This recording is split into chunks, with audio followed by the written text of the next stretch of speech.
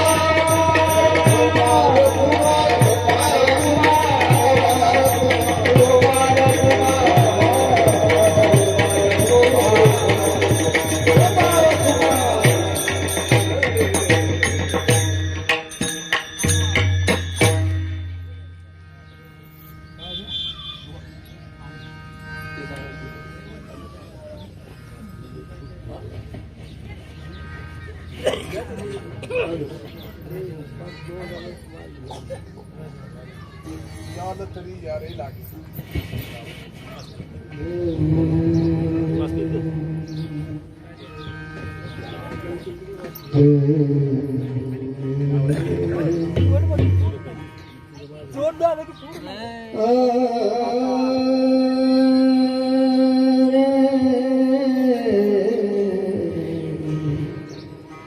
यार तरी यारे लागे याद तरी यारे लागे याद तरी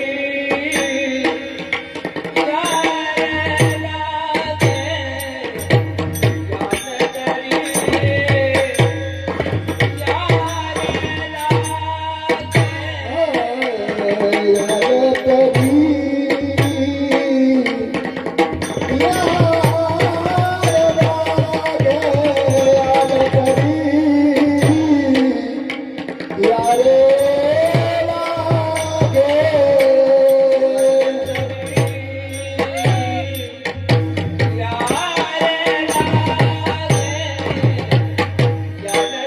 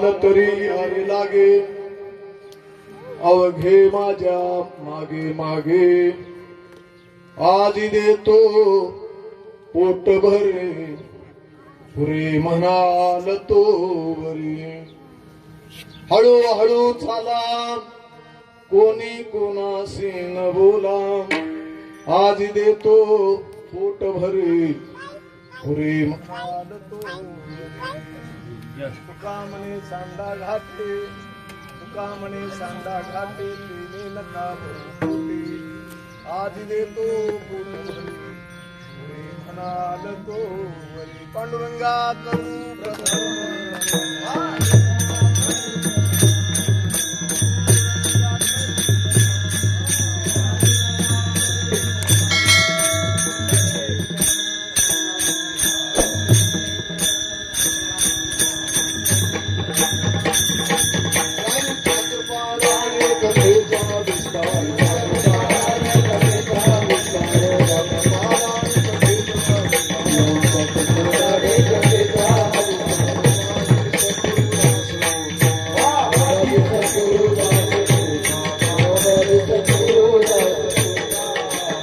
भगवान परमात्मा प्रभू श्री रामचंद्र संत श्रेष्ठ श्री रविदास महाराज यांच्या चरणावर हे काल्याच्या कीर्तनाच्या प्रसंगाचं कीर्तन रूपी पुष्प अर्पण करण्याच्या निमित्तानं काल्याच्या प्रसंगातील संत श्रेष्ठ श्री तुकाराम महाराज यांचा काल्याच्या प्रसंगातला हा 4 चरणाचा सर्व परिचित आणि सर्वांना माहीत असलेला हा जो गोड अशा प्रकारचा अभंग तो या ठिकाणी शिवेसाठी घेतलेला आहे. या अभंगाचा सरळ अर्थ असा आहे की या अभंगामध्ये संत श्रेष्ठ श्री तुकाराम महाराज गोपाळ आणि कृष्ण यांचा जो संवाद आहे त्या संवादाचं चित्र या ठिकाणी संत श्रेष्ठ श्री तुकाराम महाराज रेखाटतायत.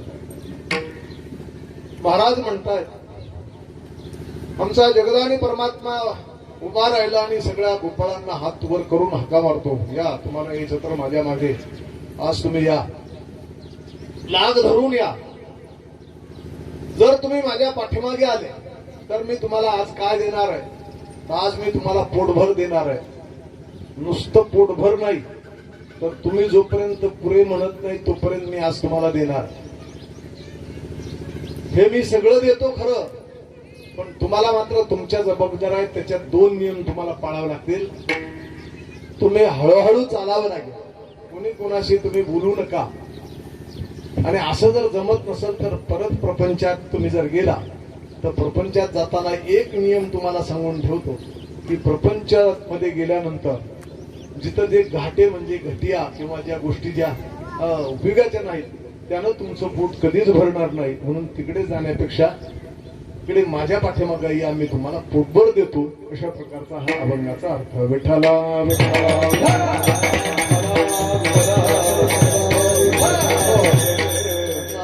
सुंदर असा काल्याचा प्रसंग आहे. गेल्या 2-4 दिवसामध्ये आपण जी सेवा केली, आज भगवत प्रसाद आपल्याला जो आहे तो या ठिकाणी प्राप्त होणार आहे. भाग्यवान मंडळी की जी प्रसाद घेत आहेत, थोडाफार उशीर जरी झाला असला तरी असं म्हणतात की कोणती तरी एक वेळ पाळावी.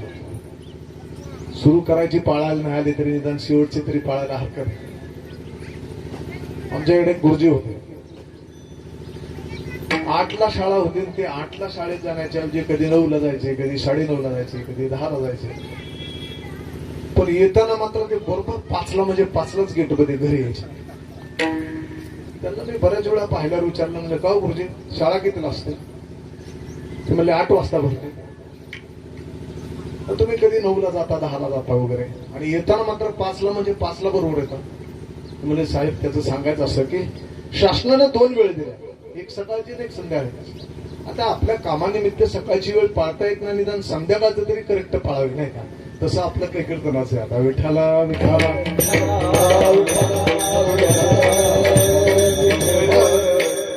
या अभंगाचा पुढच्या वेळात आपल्याला आपल्या अल्पमतीप्रमाणे भावार्थ जो आहे तो पाहायचा.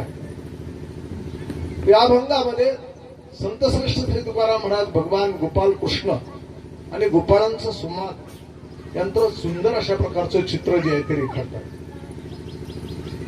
त्याच्यामध्ये संवाद आहे. शास्त्रकारांना संवादाचे 3 प्रकार केलेले आहेत. एकाला संवाद म्हणतात, दुसऱ्याला जल्पवाद म्हणतात आणि तिसऱ्याला वितंडवाद म्हणतात. विठ्ठला विठ्ठला संवाद जो आहे, संवाद किंवा वाद ज्याला म्हणतात, तो शास्त्राला मान्य आहे. त्याचं कारण वाद जो आहे ते काहीतरी तत्वबोध घेण्यासाठी, तत्वचिंतन करण्यासाठी ज्याला असतो त्याला वाद असं म्हणतात. तो त्या शास्त्रीय पंडित मंडळीमध्ये वाद होतो, त्याला वाद म्हणतात. वाद म्हणजे आपल्या मराठीतल्या अर्थाप्रमाणे लावायचा नाही. वाद याला म्हणतात की पंडित मंडळी एकत्र आले, वादे वादे जे आहे ते तत्वबोधा. वाद करता करता एखादा तत्वबोध आहे, तत्वचिंतन आहे. वाद करताना काहीतरी तत्व मिळवण्यासाठी जो केला जातो त्याला वाद असं म्हणतात. दुसरा जल्पवाद. तो जल्पवाद असे की त्याला आणि आपलंच तत्व खरं आहे, दुसऱ्याचं सगळं खोटं आहे असं मनात धरून आलेलं आणि आपलं तत्व लोकांवर लादायचं, याला जल्पवादी म्हणतात. आणि तिसरा जो आहे त्याला वितंडवादी असं म्हणतात. वितंडवाद्याकडे तत्व काहीच नसतं, फक्त तुमचं मत खोडायचं कसं आणि तुम्हाला खाली बसवायचं कसं एवढंच त्याच्या डोक्यात आहे. विठाला विठाला जल्पवादी आणि वितंडवादी सांसारिक माणसं आहे आणि वाद करणाऱ्या, शास्त्राचे वाद करणारे ते पारमार्थिक माणसं. या वादामध्ये शास्त्रामध्ये तत्वबोध होत असल्या कारणाने इथे संवाद ज्याला म्हणतात तो अतिशय महत्वाचा आहे. गोपाळांचा संवाद आहे. काही वेळेला असं होतं म्हणतात, कानाच्या कीर्तनाचे आपण जर अभ्यास केला, काही वेळेला काही अभंगामध्ये फक्त भगवान बोलतो आणि गोपाळ ऐकतात. काही अभंगामध्ये आपल्याला अभंगाचे खूप प्रमाण आपल्यास आणि त्या अनुक्रमाप्रमाणे देत आहेत. काही वेळेला फक्त गोपाळ बोलतात आणि भगवान ऐकत राहतात. काही वेळेला असं होतं की गोपाळ आपसातच बोलतात पण भगवान त्याच्यात काहीच बोलत नाही. काही वेळेला भगवान परमात्मा आणि गोपाळ यांचा संवाद होतो. अशा विविध प्रकारच्या आणि त्या ठिकाणी प्रकारामध्ये काही अभंग आहे. आजचा अभंग आहे तो या प्रकारातला की इथे फक्त भगवान बोलतो आणि गोपाळ मात्र नुसते ऐकतायत. विठाला विठाला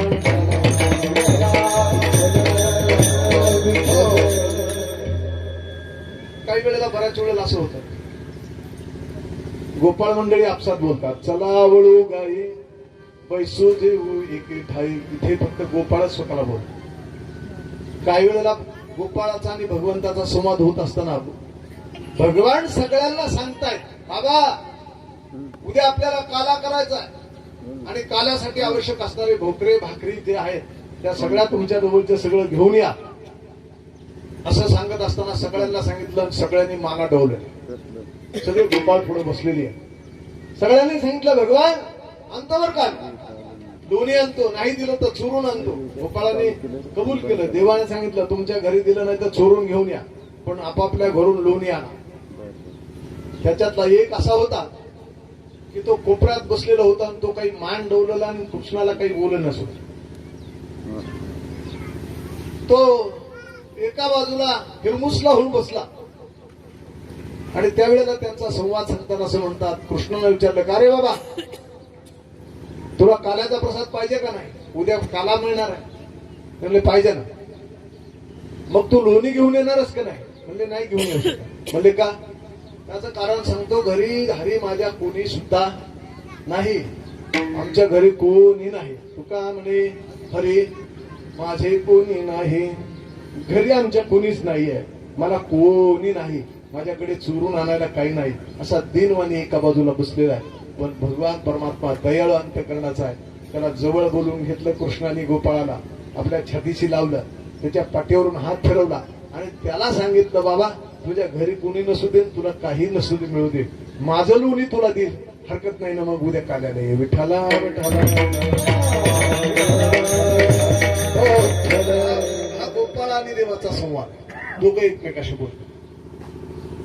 काही वेळेला आजच्या ज्या अभंगात ते फक्त देव बोलतो, गोपाळ काहीच बोलत नाही.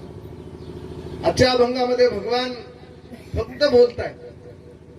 काय प्रसंग होता, प्रसंग असा होता ही गोपाळ जी मंडळी आहे त्यांनी खूप ऐकलं महत्व.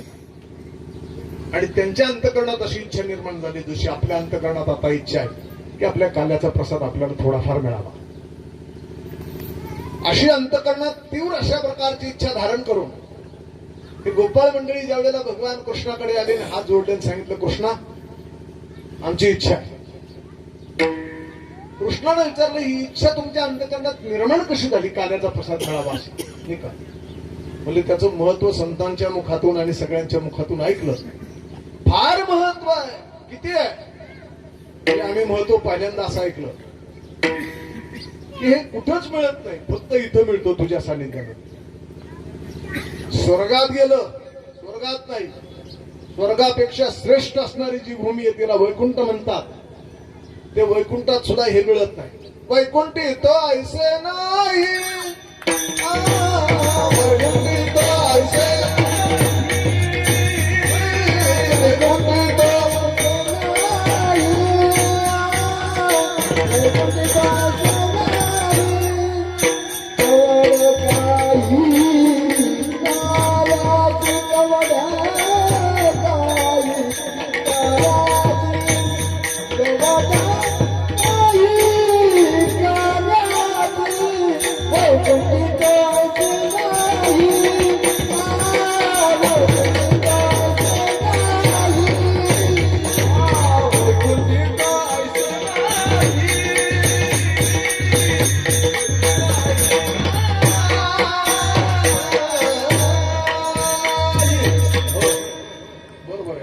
प्रवास भरपूर आहे पुढे आपला.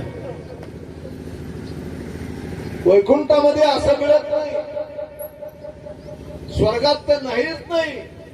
स्वर्गीतली जी मंडळी आहेत त्यांनी कधी काल्याच्या प्रसादाची इच्छा केली ना. आम्ही असं ऐकलं, देवा कृष्ण त्यांना काल्याचा प्रसाद मिळालाच नसल्यामुळे त्यांना एवढ्या मोठे स्वर्गातले देव आहेत, ब्रह्मादिक इंद्रचंद्रादी देव आहेत ना, त्यांना मासे होऊन पाण्यात यावं लागलं तरीही एक कण सुद्धा मिळाला नाही. महाराज लक्षात ठेवा, आज आपण ज्याचा प्रसाद मिळवतोय आपण किती भाग्यवान मंडळ आहेत की जे ब्रह्मादिक देवाला हा प्रसाद मिळाला नाही. त्याच्यासाठी माशासारखा शुल्लक जन्म धारण करून किंवा रूप धारण करून ते पाण्यात आले, पाण्यात मासे झाले, पण मासे होऊन सुद्धा त्यांना कृष्णाने सांगितलं तिकडे जाऊच नका, हात धुवू नका, आपल्या आपल्या कपड्याला पुसून घरी जावा, तिकडे नका जाऊ, आज मी सांगतो म्हणून यमुनेकडे जाऊ नका. नाहीच मिळाला एक कण सुद्धा. गोपाळ कृष्णाला सांगता, देवा आम्ही अजून असं ऐकलंय की त्या ब्रह्मदेवाच्या अंतकरणात अशी इच्छा निर्माण झालेली होती की थोडा का होईना काल्याचा प्रसाद मला मिळावा. तुम्ही काल्याचा प्रसाद वाटताय, बाळगोपाळ मंडळी ज्या वेळेला काल्याचा प्रसाद घेतायत त्यावेळेला, आणि या ब्रह्मदेवानं वरून बघितलं आणि त्यानं विचार केला आपल्याला काल्याचा प्रसाद कसा मिळेल. मग कोणीतरी त्याला सांगितलं ब्रह्मदेवाला, तुम्ही सृष्टीची निर्माण करणारी आहे, तसं तर काही काल्याचा प्रसाद मिळत नाही, पण गोपाळ ज्या वेशात आहे का त्या वेशात जर तुम्ही गेले, तसा वेश धारण केला आणि त्यांच्या रांगेत जाऊन मिसळले तर कदाचित रांगेमध्ये पटपट तुम्हाला पण प्रसाद एखाद्या वेळेस चुकून दिलं जाईल. जा म्हणजे आमच्या ब्रह्मदेवाने, विश्वाला निर्माण करणारा ब्रह्मदेव आहे, त्या ब्रह्मदेवानं ज्या वेळेला गोपाळांचा वेश धारण केला, वारकऱ्याचा वेश धारण केला, सुंदर असं कपडाला गंध लावलेले आहे, गळ्यात चांगल्या माळा घातलेल्या आहेत, वारकऱ्याचा जसा पोशाख असतो तसा आमच्या ब्रह्मदेवाने पोशाख केला, स्वर्ग सोडला, ब्रह्मदेवाची नगरी सोडली आणि खाली जिथं आणि गोपाळ काळा आहे प्रसाद मिळणार आहे तिथे ज्या वेळेला तो आणि त्या रांगेत उभा राहिला, हळूहळू रांग पुढे चालली. वेळ कमी आहे, थोडक्यात सांगतो. हे प्रसाद घेणाराची रांग पुढे चालली. भगवान परमात्मा हा आपल्या हातात पाठीमध्ये प्रसाद घेऊन सगळ्याला वाटतोय, ती रांग पुढे जातीय. पण प्रसाद घेणाराची एक स्थिती अशी होती की त्यांचं प्रसादाकडे जास्त लक्ष नव्हतं, लक्ष होतं कृष्णाच्या मुखाकडे. सुंदर अशा प्रकारचा चेहरा पाहत पाहत यायचं, हात पुढे करायचे, प्रसाद घ्यायचा आणि पुढे सरकायचं. रांग पुढे आली, ब्रह्मदेव पुढे पुढे यायला लागला आणि त्याला शंका निर्माण झाली की आपण जर असं तोंड वर करून किंवा चेहरा समोर दाखवून जर आलो तर कदाचित हा ओळखेल, म्हणून तो खाली डोकं करायला लागला आणि खाली डोकं करून रांगेतनं पुढे पुढे चालायला. नंबर आला, बऱ्याच वेळानं हात पुढे केले वर आणि डोकं मात्र वळकू नये म्हणून खाली केलं, चेहरा खाली केला. आता ही साधी गोष्ट आहे, चेहरा लपून डोकं खाली करून मुख लपून जो प्रसाद मागतो ते डबल घेणारे गिरायक असं कोणी समजतं आपल्यासारखे, नाही का? तर देवाला हे समजणार नाही का? भगवान हातात पाठी घेतलेली आहे. आता प्रसाद त्या ठिकाणी मिळावा म्हणून ब्रह्मदेवानं आपला चेहरा दाखवून खाली करून वर असा आणि त्या ठिकाणी वंजळ केलेली आहे. बराच वेळ झाला पण वंजळीत काही प्रसाद कृष्ण टाकेनाच. भगवान प्रसाद टाकीत नाहीत. बराच वेळ तात्कळली आहे. पाठीमागची लाईन सुद्धा तात्कळलेली आहे याच्यात आणि मुठीमध्ये त्या ठिकाणी प्रसाद धरलेला आहे. पण हा काही त्याच्या वंजळी सोडेना. बराच वेळ गेला, ठप्प झालेले. कृष्णाला विचार केला बाकीच्यांचा प्रसाद द्यायचाय म्हणून ह्याला आपणच सांगावं. वर हात केलेले प्रसाद काही कृष्ण टाकीना. शेवटी कृष्णानं सांगितलं म्हणजे ब्रह्मदेवा तुम्ही येत काय वा बाजूला. त्यानं आपला चेहरा वर केला आणि कृष्णाकडे बघितलं. म्हणले भगवान ओळखलं का? म्हणजे मला ओळखायला येतं, कारण या जगात मला ओळखायला येत नाही अशी गोष्ट कोणतीच नाही. चला म्हणजे बाजूला व्हायला. म्हणजे देवा मी सृष्टीचे निर्माण करणारा ब्रह्मदेव आहे. नका गोपाळांचे एवढा मोठा मुठभर भरून प्रसाद देऊ, पण एखादा कण तरी, एक कण थोडासा. भगवान म्हणतात बाबा बाजूला हो, फार लाईन आहे मोठी, लोकांना अजून भुका लागलेल्या आहेत. 11 11:30 होऊन जर गेले तरी पटकन दे म्हणजे. चल हो बाजू. एखादा कण म्हणजे एखादा कण सुद्धा मिळाला नाही. म्हणजे काय करावं लागेल? काय नाही म्हणजे तुला नुसता वेश बदलून गोपाळ होता येत नाही.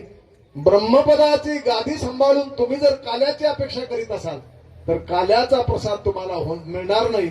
त्याच्यासाठी ब्रह्मपदाच्या गादीचा राजीनामा द्यावा लागेल, खाली यावं लागेल, गोपाळ व्हावं लागेल, वारकरी व्हावं लागेल, भक्त व्हावं लागेल आणि मग तुम्हाला काल्याचा प्रसाद मिळेल.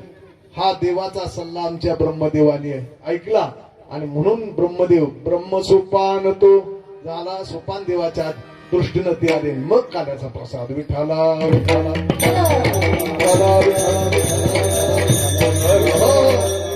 ही कथा ज्यावेळेला गोपाळांनी कृष्णाला सांगितली, आपण मूळ इथे हे गोपाळ मंडळी कृष्णाला काल्याचा प्रसाद कृष्णाने विचारला, रे तुम्हाला काल्याचा प्रसाद पाहिजे एवढं महत्व कसं पटलं? म्हणजे ह्या कथा ऐकल्या आणि आम्हाला नक्की लक्षात आलं की काल्याचा प्रसाद जो आहे तो अतिशय महत्वाचा आहे. देवा आम्हाला द्या. कृष्णानं विचारलं, देवा देव जे समोर आहेत आणि देवाला विनवणी करणारे देवा देवा म्हणणारे जे गोपाळ आहेत, कृष्णानं विचारलं काल्याचा प्रसाद तुम्हाला देतो खरा, पण त्याला अधिकार लागतो. काय शिवाय सांगा? नामस्मरण केलं का? म्हणजे नाही. पंढरपूरची वारी केली का? ते गोपाळाने सांगितलं. मान हलवले नाही सांगितलं. ज्ञानेश्वरी वाचली का? नाही. किती नामस्मरण म्हणजे काहीच नाही आम्हाला. आम्ही हे गोपाळ गवळे आहेत, काहीच माहित नाही आम्हाला. आम्ही काही सेवा केली नाही. त्याच्याकडे बघितलं पण अंतःकरणामध्ये तीव्र अशा प्रकारची इच्छा, काल्याच्या प्रसादाची अपेक्षा आहे. हात जोडलेले आहेत, केविलवाना मुख केलेलं आहे आणि सगळ्यांनी हात जोडून सांगितलं, देवा आमच्याकडे सेवा काहीच नाही, पण आम्हाला तुला काल्याचा प्रसाद आज मात्र तुम्हाला द्यावा लागेल. कृष्णाने सांगितलं अधिकाराचा प्रश्न आहे बाबा. तुम्हाला तर तुम्हीच कथा मला सांगितली, ब्रह्मदेवाला मिळाला नाही, इंद्रचंद्राला मिळाला नाही, तुम्हाला कुठे अधिकार आहे? फार वेळ झाला हो, म्हणजे वेळ घेऊन गेली. आता गोपाळ हुशार होत. त्याने सांगितलं, देवा तुझ्या समोर उभा आहे. आम्ही शास्त्र मोठ्या मोठ्या मंडळींच्या मुखातून ऐकलेलं आहे. ते असं आहे की संसारात किंवा प्रपंचात वेळ निघून जाते, पण परमार्थात कधीच वेळ निघून जात नाही. विठ्ठला विठ्ठला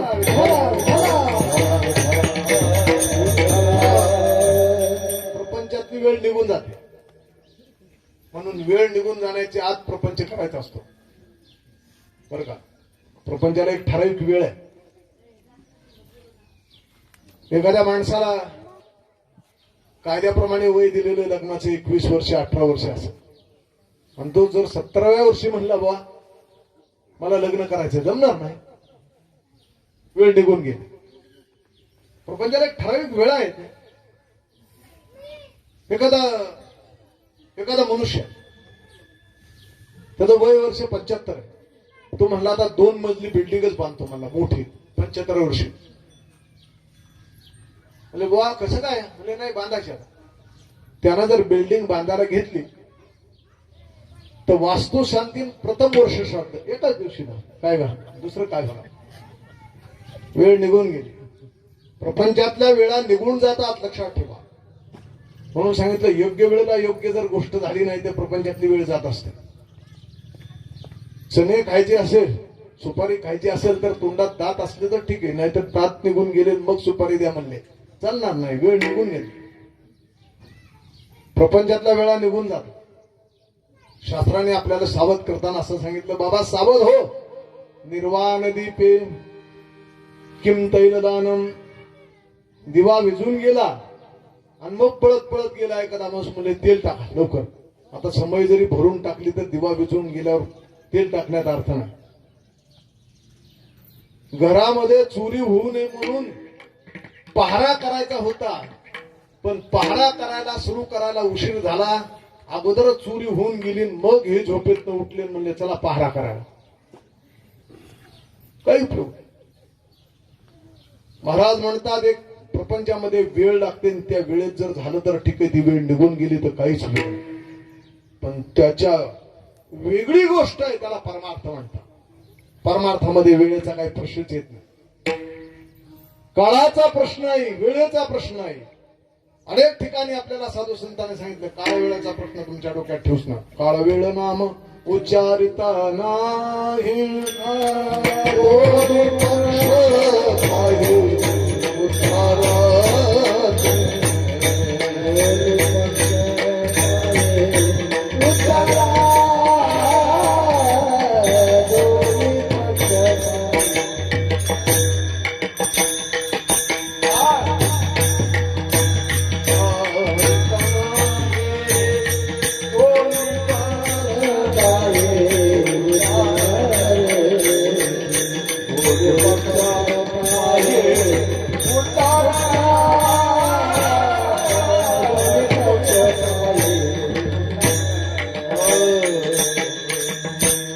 समजावून सांगताय देवाला. देवा प्रपंचातली वेळ जाते पण परमार्थातली नाही. आम्ही जरी अनाधिकारी आहे, आम्ही आता तुझ्या पुढे आलो. वेळ गेलेली जाईल.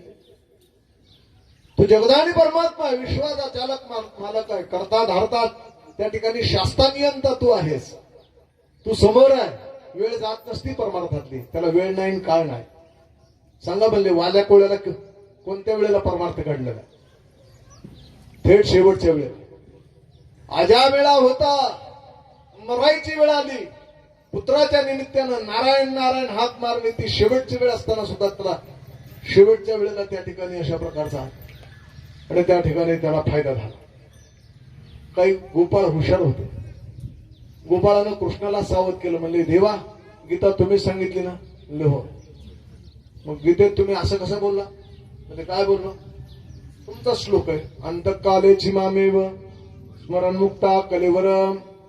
म्हणजे शेवटच्या वेळेला नामस्मरण जर मुखात मरायच्या वेळेला आलं तर त्यावेळेला त्याला तो माझ्या स्वरूपात मिळतो, माझ्या स्वरूपात तो येऊन बसतो. जर तुमचं म्हणणं आहे किंवा शेवटपर्यंत परमार्थाचा फायदा घेत असला तर परमार्थात वेळ जाण्याचं कारणच नाही. म्हणजे उशीर नाही झाला. विठ्ठला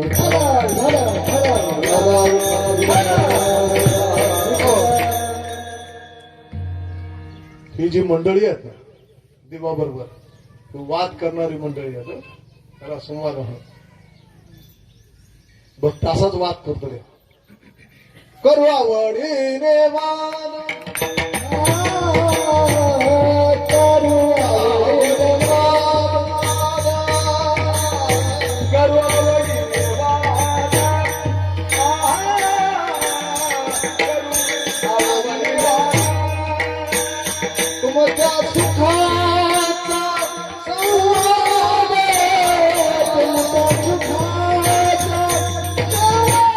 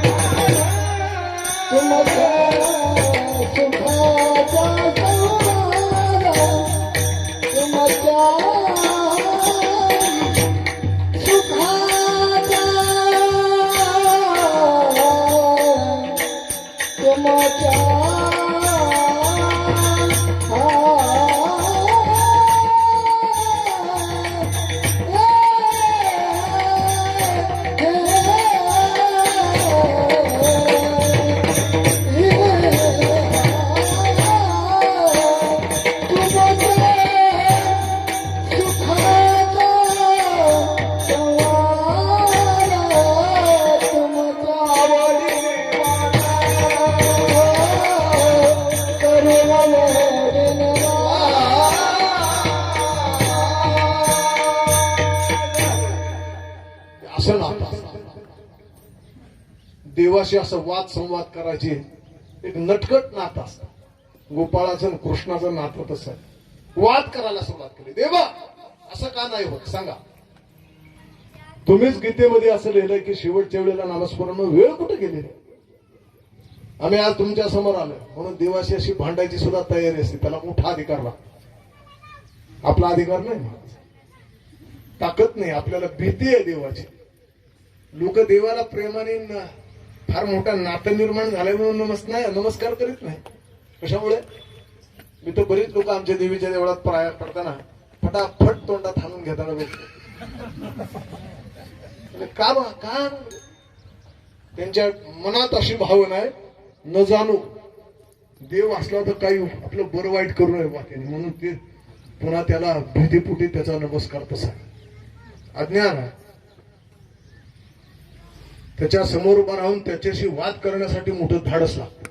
त्याचं नातं फार जवळचं लागतं.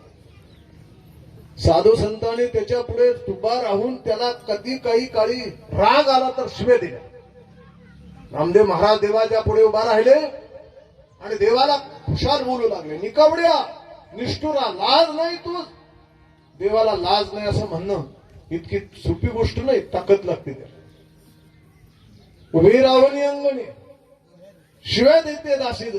विचार क्या नाय मूळच्या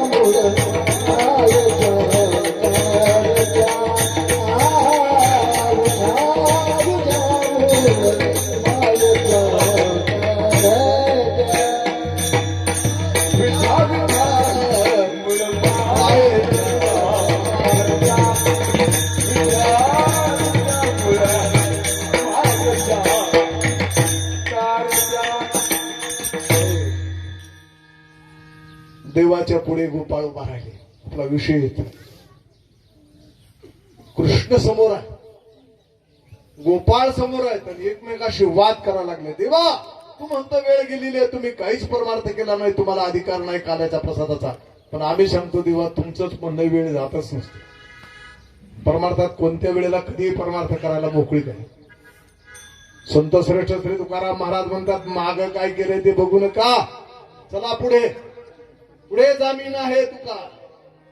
परमार्थात ही तर गंमत आहे मोठी. कोणी जर प्रश्न विचारला ना की महाराज आम्ही परमार्थाला कधी सुरुवात करावी, त्याला काय मुहूर्त बघावं लागतं का महाराज. परमार्थाला सुरुवात कधी करायची, ज्या वेळेला तुमच्या मनात आलं परमार्थ करायचा की लगेच सुरुवात करायची. त्याचं कारण तीच पूर्वनी आहे. त्याला वेळ नाही, उशीर झालं. म्हणून तरी परमार्थामध्ये जे शब्द येतात ते वर्तमान काळातल्या त्या ठिकाणी त्या सुचवणारे शब्द आहेत. बघा तुम्ही अनेक अभंग. आता तरी पुढे हाच उपदेश. आता या अर्थाने मागचं काही बघूच नका. झालं गेलं संपलं.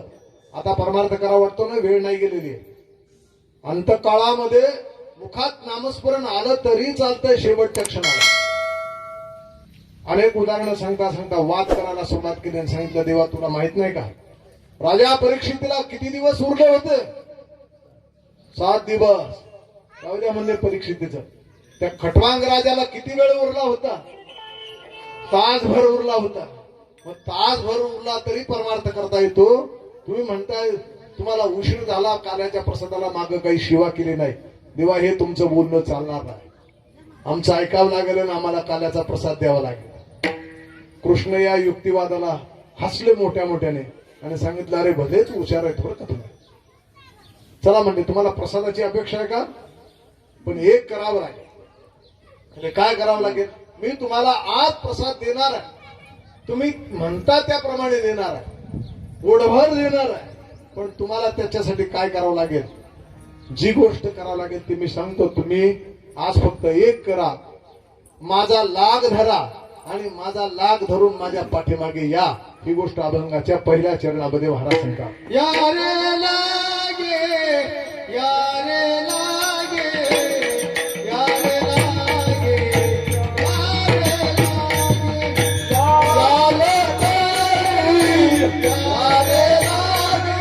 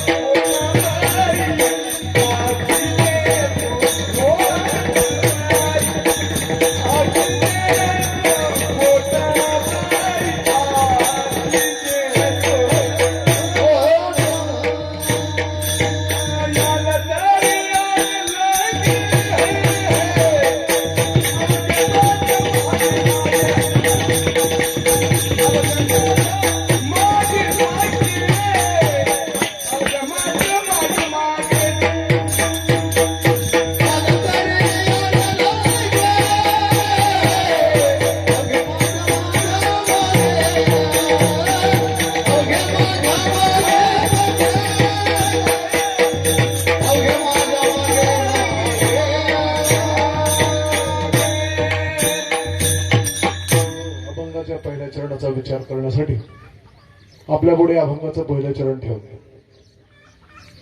गोपाळ मंडळी कृष्णाशी संवाद साधित असताना म्हणतात, देवा उशीर झालेला नाही. खऱ्या अर्थाने गोपाळाने तुमची माझी बाजूच कृष्णाकडे मांडली. देवा आम्हाला प्रसाद द्या, काल्याचा प्रसाद द्या, ही माझी तुमची बाजू आहे. आणि गोपाळ कृष्णापुढे मांडतं, ही बाजू आपली मांडलेली आहे.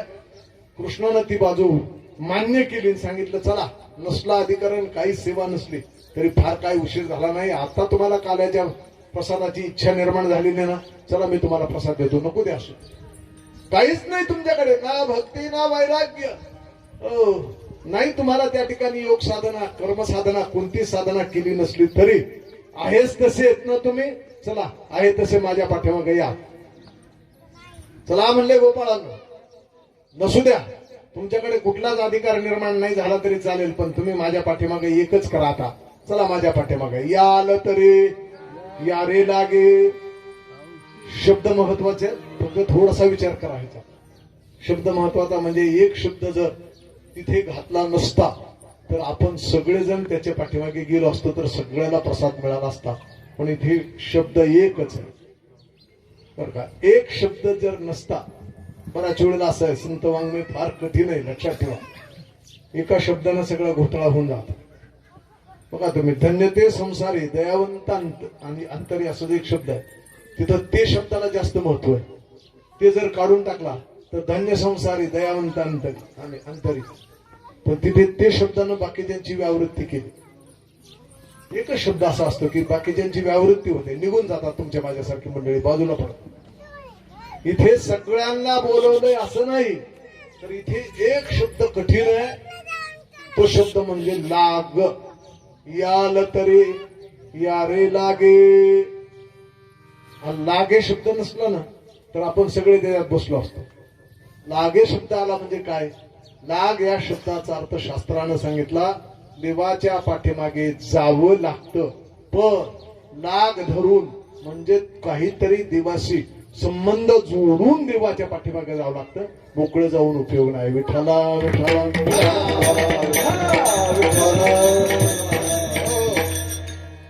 पंढरपूरला जाणारी माणसं भरपूर आहेत, किती आहेत? पण देवाशी संबंध जोडून लाग जोडून जाणारी माणसं किती आहेत? म्हणून तर तुकाराम महाराज आधी करून संतांना सांगावं लागलं, बाबा नुसतं जाऊ नका पंढरपूरच्या वारीला. कसं जा? होय होय वार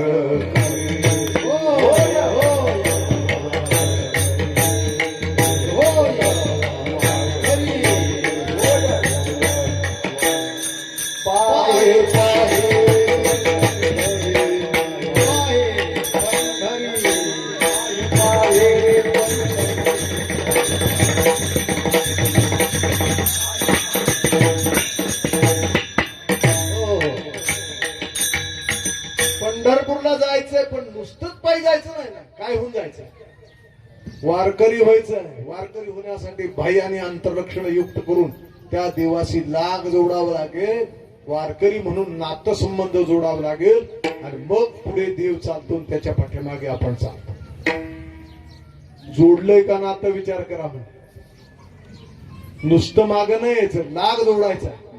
शास्त्रानं संबंध सांगितले, कोणते संबंध असले पाहिजे. देवाशी संबंध जोडावा लागतो, पण कोणता? लाग जोडावा लागतो. त्या संबंधाला भाव म्हणतात बरं का. मग कधी कधी देवाच्या संबंधामध्ये शांत भावानं देवाला लाग जोडता येतो, संबंध जोडता येतो. कधी कधी शक्यत्व भावानं देवाचे संबंध जोडला, कधी कधी त्या ठिकाणी कांत भावानं देवाशी संबंध जोडावा. कधी कधी त्या ठिकाणी अशा प्रकारे देवाशी दासत्व भावानं संबंध जोडावा लागतो. कोणता तरी संबंध जोडून लाग जोडून देवाच्या पाठीमागे गेलं तर मग काल्याचा प्रसादाला आपल्याला आपोआप मिळतो. विठ्ठला साधू संत आणि देवाच्या संबंधामध्ये ज्ञानेश्वर महाराज आदी करून सगळ्या संतांनी जो भाव जोडला किंवा लाग जोडला, संबंध जोडला, तो शांत भावाचा. शांत भावानं देवाला आणि त्या ठिकाणी अंगीकरण केलं. भगवान परमात्म्याच्या संबंधामध्ये ज्या वेळेला सख्यत्व भाव निर्माण केला, त्यावेळेला सख्यत्व भावानं फार जवळच्या संबंधामध्ये त्यामुळे देवाच्या जवळ गेली. बाळगोपाळ जी मंडळी, त्यांना भाव होता तो सख्यत्व भाव, एकत्र आलेले. अगदी तोंडातलं हिसकावून घेऊन सुद्धा एकमेकाला, आणि त्या ठिकाणी देण्याचा भाव इतका जवळ आला.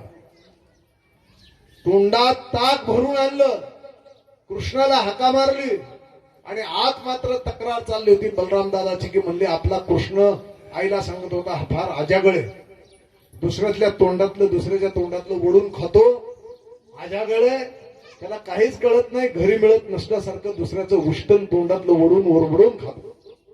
तेवढा ती एक जण होता, तो आईला म्हणत होता, आई एका पेल्यामध्ये माझ्या कृष्णाला ताक दे ना जरा थोडं द्यायला. त्याचा भाव मोठा होता, त्याला शक्यतो हा जवळचा भाव म्हणतो. आई काही तयार होईना, त्यानं जो पेला घेतला म्हणले मला तरी दे ना पेला, म्हणजे तू पे.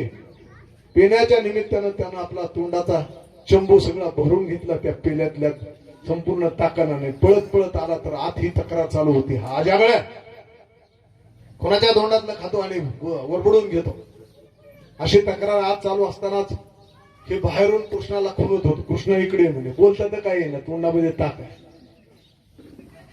इकडे. ते म्हणलं अरे तेच चाललंय नाही तर दुसरं काय चाललंय. त्यानं हळूच आला आणि यानं सरळ पिचकारी जी आहे ना ती देवाच्या तोंडामध्ये त्यानं त्या ताकाची पिचकारी सोडली. प्रसंग तो आपण ऐकलेला आहे पण आपण त्याच्याशी जवळ गेलोच नाही. इतका जर जवळचा संबंध देवाचा आहे असा भाव संबंध निर्माण हो इतकं सख्यत्व भावानं किंवा या लागानं देवाच्या जवळ गेलं तर भगवान इतका त्या लागानं त्याच्या पाठीमागे जात आहेत. यशोदेनं ज्यावेळेला आमच्या कृष्णाला झोपवायला मांडीवर घेतलं त्यावेळेला थापटून थापटून झोपवायला सुरुवात केली. जगाचा चालक मालक आहे तिला काय माहिती आहे ती थापटत होती. त्या अंगावर कृष्ण जो होता बाळ कृष्ण जो होता तो करायचा. आईनं विचारलं का रे आज झोप येत नाही का. त्यानं आईला सांगितलं आई काय करावं झोपत येत नाही. म्हणजे काय करू सांग बरं. म्हणजे मला एखादी गोष्ट सांग. मग तिने गोष्ट केली रामायणातले सुरू भागवतात विषय आला बरं. म्हणजे मी गोष्ट सांगते तू हुंकार दे हो म्हण. गोष्ट सांगायला सुरुवात केली रामायणाची. राजा दशरथ होता त्याला एक राम नावाचा मुलगा होता. झोपल्या झोपल्या हुंकार द्यायला सुरुवात केली. हो तो पुढे मोठा झाला.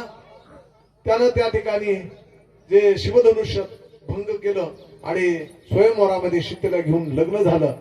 एक दिवस त्याला वनवासात जावं लागलं. हा करायचा वनवासात असताना त्याची स्त्री रावणाने त्या ठिकाणी पळून नेली. हा म्हणाला हा स्वारी करून ज्या वेळेला लंकेवर आला आणि युद्ध करायला सुरुवात केली त्यावेळेला हा स्वतः उभा राहिला. आणि असं म्हणता म्हणता तो सगळं ऐकत असताना तो म्हणतो करता करता म्हणतो आई पुढे सांग. आईनं सांगितलं रावण पुढे उभा आहे. त्याच्या संपूर्ण हातामध्ये धनुष्य आहे. आता रामावर त्या ठिकाणी धनुष्यबाण सोडणार. राम रागावलेले आहेत डोळे लाल झालेले आहेत. त्यांनी हातात धनुष्यबाण घेतलं. हे सगळं ऐकत असताना तो आईच्या मांडीवरून धाडकन उठला आणि आईच्या समोर उभा राहिला आणि मोठ्यानं म्हणला लक्ष्मणा आण मान माझा इकडे. आईला काय झालं ते कळलं. त्याच्याकडे बघितलं तर तो थरथर कापा लागला. लाल डोळे झालेले आहेत. आईनं त्याचा कान पकडला म्हणले चिपड्या तू राम आहेस का म्हणले. झोप म्हणले. त्याच्या मुस्कडात दिली मांडीवर परत त्याला झोपायला सुरुवात केली. भागवतकार सांगतात हा जो आईच्या अंतकरणात भाव आहे त्याला सख्यत्व भाव असं म्हणतात. विठ्ठला विठ्ठला असा वात्सल्य भाव सख्यत्व भाव जो आहे तो वात्सल्य भावानं आहे त्या ठिकाणी बघत होते. असा तरी भाव झाला आणि भाव धरून तो लाग धरून देवाच्या पाठीमागे जा. उगत जाऊन उपयोगाचं नाही. लाग धरा ना कोणता नाही तुम्हाला काय करता येत ना मग कांत भाव धरा. अलीकडच्या काळात गुलाबराव महाराजांनी कांत भाव अंतकरणात धरला. गुलाबराव महाराज खानदेशातले ते असं म्हणायचे की मी ज्ञानेशांची कन्या आहे आणि कृष्ण पत्नी असं म्हणायचे. स्वतःला त्या ठिकाणी कांत भाव जो आहे तो धारण केला. तो लाभ त्यांनी धरला. नाहीच कोणता भाव धरता येत तर एकच काम करायचं की हनुमंतानं जो भाव धरला होता त्या भावाला म्हणतात दास्यत्व भाव. दास्यत्वाने गट हनुमंत गेले म्हणून केले रामचरण. तो भावाने जरी तो लाग धरून जरी गेला हनुमंतांनी काहीच केलं नाही फक्त दास्यत्व भक्ती केली. दास झाले रामाचे आणि तो भाव धरला. मग कोणत्या तरी भावानं याच्या पाठीमागं जर गेलं हा लाग धरून गेलं तरच भगवान म्हणतात या. पण कसं याल तरी या रे लागे. लाग धरून या कोणता तरी भाव धरून माझ्या पाठीमागे या. अवघे माझ्या मागे मागे देवाच्या मागे जायचंय बर का. शास्त्र म्हणतं कुणाच्या मागे जावं हे सुद्धा ठरवून घ्या. दोघाच्याच मागे जावं लागतं. एक देवाच्या तरी मागे जावं नाही तर संतांच्या तरी. नाही तर कुणाच्या पाठीमागे जाऊन उपयोग होणार नाही. एका ठिकाणी असं म्हणतात की एक सुंदर भागवताची कथा चालली होती. लांबून आलेले कथेकरी होते. देव गावात 2 दिवस झाले कथा चाललेली होती. त्यावेळेला फोन मोबाईल काही सोयी नसल्यामुळे दुपारच्या वेळेला त्या भागवत कथा सांगणाऱ्या आणि त्या महात्म्याला असा विचार झाला की आपल्या घरी पत्र पाठवावं की त्यांना पत्र लिहिलं की इकडे भागवत कथा सुरू झालेली आहे. लोक येत आहेत. भरपूर लोक आहेत. सुंदर कथा होती आहे. चांगला या ठिकाणी प्रतिसाद आहे. लोक चांगली आहेत असं म्हणून त्यांनी माझं क्षेम कुशल आहे. इतक्या दिवसांनी कथा संपल्यावर मी घरी येणार आहे असं पत्र लिहून पाठवून पत्र लिहिलं. अंतर्देशी पत्र बंद केलं आणि पोस्टात टाकायचं पण गाव नवीन असल्यामुळे पोस्ट कुठे हे माहीतच नाही. दुपारच्या वेळेला निघाले. रस्त्यामध्ये काही पोरं खेळत होते. त्यातलं एक चुनचुनीत पोरग होतं. त्या चुनचुनीत पोराला हाक मारले, म्हणले बाळ इकडे रे, पोस्ट कुठे आहे, रस्ता सांग बरं. त्यानं रस्ता सांगितला. म्हणजे असं सरळ गेलं की डाव्या हाताला वळायचं आणि पुढे एक चौक लागेल, त्या चौकात उजव्या हाताला सरळ गेलं की तिथे पोस्ट लागते. त्यानं इतका सुंदर आणि शांत अशा प्रकारचा स्वच्छ व्यवस्थित पत्ता सांगितल्यावर महाराजांना इतका आनंद झाला की म्हणजे एवढं चुनचुनीत पोरग आणि स्पष्ट स्वच्छ शुद्ध सगळं व्यवस्थित आपल्याला पत्ता सांगितलेला आहे. म्हणून सहज त्याला विचारलं, बाळ तुझं नाव काय. म्हणजे त्यानं नाव सांगितलं. कुठे राहतो. म्हणजे हे आपलं घर. म्हणजे मग असं कर ना, संध्याकाळी कथेला येत जा ना, तुझ्यासारखा हुशार पोराला लवकर कळून जाईल, ये कथेला. ते म्हणले कोण कथा करतं. म्हणजे मी सांगतो. तुम्ही सांगता का. म्हणजे हो. कोणता विषय. आता याला वाटलं कोणता विषय म्हणून या लहान पोराला काय विषय सांगावा. ते म्हणले काय नाही, परमेश्वराच्या प्राप्तीचा मार्ग मी सांगतो. म्हणजे आपलं सरळ कळावं. ते पोरग एवढं चुनचुनीत होतं. म्हणले मी कथेला येणार नाही. म्हणजे का. म्हणजे कारण असं की तुम्हाला पोस्टात जायचा जर मार्ग माहित नाही तर परमेश्वराच्या प्राप्तीचा मार्ग कसा सांगाल मला.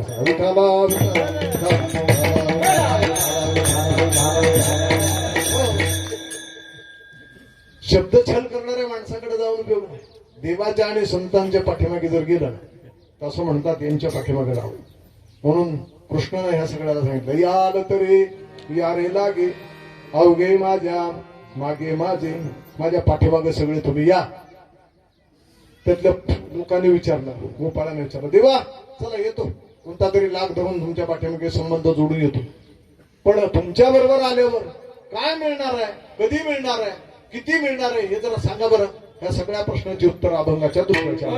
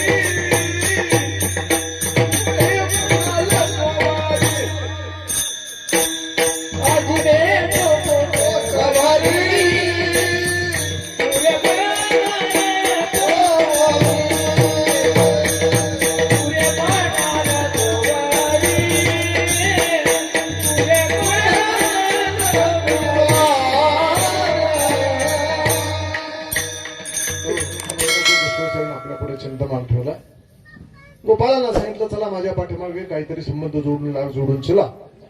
गोपाळाने विचारलं साहजिकच आहे की देवा तुझ्या पाठीमागे येतो, पण काय मिळेल, कधी मिळेल, कसं मिळेल. कारण माणसाला मिळण्याची अपेक्षा जास्त आहे. गोपाळही आपल्यातलेच आहे. देवा कधी देणार आहे, नाहीतर पुन्हा हेलबड देशील, या उद्या आणि आज. देवानं पहिला शब्द वापरला आज. आत्ता आपल्याला काल्याचा प्रसाद कधी मिळणार आहे? आज मिळणार आहे, आत्ता मिळणार आहे. देवानं सुद्धा सांगितलं आज ये. म्हणून परमार्थामध्ये वर्तमान काळाला जास्त किंमत आहे. लक्षात ठेवा, वर्तमान काळ जास्त महत्वाचा. भूतकाळाचा उपयोग नाही. भूतकाळाचा उपयोग का नाही? पाठीमागे पाहायची गरज नाही. एक वाक्य फार सुंदर. परमार्थामध्ये भूतकाळचा पापी चालतो, पण वर्तमान काळाचा पापी अजिबात चालत नाही. वर्तमान काळ सुधारला की तो अधिकारीच झाला म्हणून समजायचं. देवानं सांगितलं आज. आज या शब्दाला का महत्व आहे? त्याचं कारण आज आणि आत्ता याला फार महत्व आहे. त्याचं कारण आपल्याला दिलेलं आयुष्य आहे. ते आयुष्य असं आहे की ते अतिशय क्षणभंगूर आहे. क्षणभंगूर म्हणजे किती? अनेक प्रमाण ऐकलेली सगळी ज्ञात माणसं आहेत, वेळ घेत नाही. म्हणून आज याचा अर्थ असा की आत्ता पाहिजे प्रसाद, कारण पुढच्या क्षणाला सांगता येत नाही कधी आहे. शास्त्र तर असं म्हणतं की आपण जिथं बसतो तिथं मृत्यू आपल्या बरोबर बसतो. आपण जिथं चालतो तिथं मृत्यू आपल्या बरोबर चालतो. आपण एकदा बसलो की शेजारी आपले तो बसून राहतो. आता काही आसपास बघायची गरज नाही, पण तो तसा दिसतही नाही. पण शास्त्राने आज्ञा केलेली आहे, बाबा हा जवळच आहे तुमच्या, फक्त वेळ येत. म्हणून आज या शब्दाला का महत्व आहे की आत्ता आणि आज म्हणजे लगेच. उद्याचा सांगता येत नाही, कारण त्याला क्षणभंगूर सुद्धा शब्द अपुरा आहे. जळी बुड बुड देखता दे, जळी बुड बुड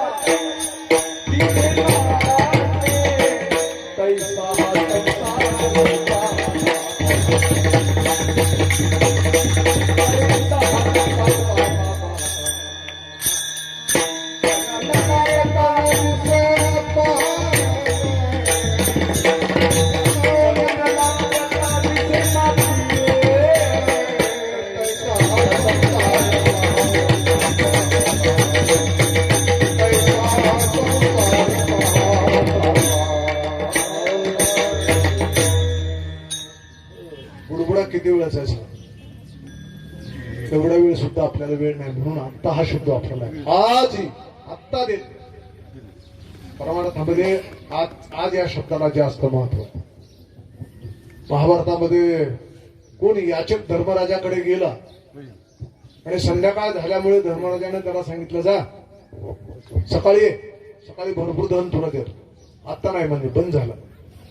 तो विन्मुख होऊन ज्या वेळेला परत फिरला, योगायोगानं भीमाची गाठ पडली आणि भीमानं त्या याचकाला विचारलं, म्हणले कुठे गेला? म्हणजे तुमच्याकडे गेलतो, तुमच्या भावाकडे धर्मराजाकडे. कशाला? याचना करायला, काहीतरी मागायला गेलो होतो. काय झालं, मिळालं का? म्हणजे नाही मिळालं. ते म्हणजे बंद झालं, उद्या देतो. भरपूर सांगितलं, ये उद्या तुला देतो. भीमानं हे ऐकल्याबरोबर मोठ्यानं भीम हसायला लागला. चौकामध्ये दुदुंबी नावाची मोठी घंटा बांधलेली होती. कुठल्या तरी युद्धामध्ये विजय झाला की ती घंटा वाजवत असायचे मोठ्या मोठ्यानं, आणि सगळ्या राज्याला कळायचं की आपल्या राजानं कोणतं तरी युद्ध जिंकलंय. भीमानं मागचा पुढचा विचारच केला नाही. चौकात गेला, दुदुंबी नावाची मोठी घंटा होती, ती खान खान खान मोठ्यानं वाजवायला. सगळं गाव जमा झालं, राज्य जमा झालं. धर्मराज सुद्धा पळत आले आणि म्हणले, भीमा अरे काय करतो? विजय झाल्यानंतर, कुठलं तरी युद्ध जिंकल्यानंतर आपण ही घंटा वाजवत असतो. आज काहीच नाही, कुठे स्वारी केलेली नाही, कुठला विजय झालेला नाही, तरी तू ही मोठी घंटा आणि मोठ्यानं सगळ्या वाजतो, सगळं गाव राज्य जमा झालं कशासाठी? मग जनतेला भीमानं हात वर करून सांगितलं, म्हणले आमचे भाऊ आहेत ना ते जिंकले म्हणून घंटा वाजवली. म्हणजे कसं काय? म्हणजे हा याचक त्यांच्याकडे गेला होता, त्यांनी त्याला याचना करीत असताना आज काय दिलं नाही. त्यांनी सांगितलं उद्या तू ये आणि उद्या तुला देतो असं सांगितलं. म्हणजे आमच्या भावाने आज काळावर विजय मिळवला. त्यांना हे माहिती की उद्या ते जिवंत राहणार आहेत म्हणून. विठ्ठला विठ्ठला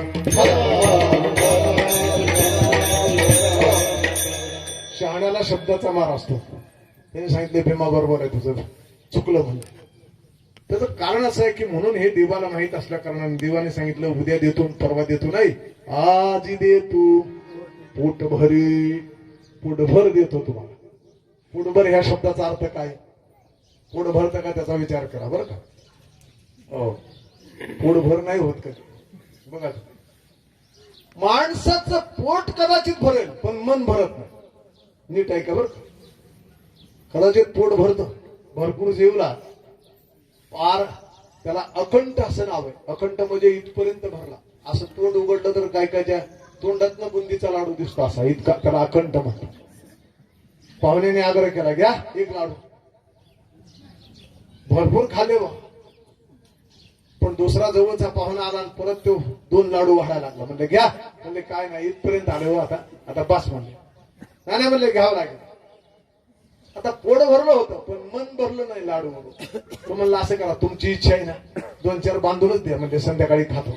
त्याला काय म्हणायचं, पोट भरलं असं म्हणतात का. नाही नाही, विठाला विठाला.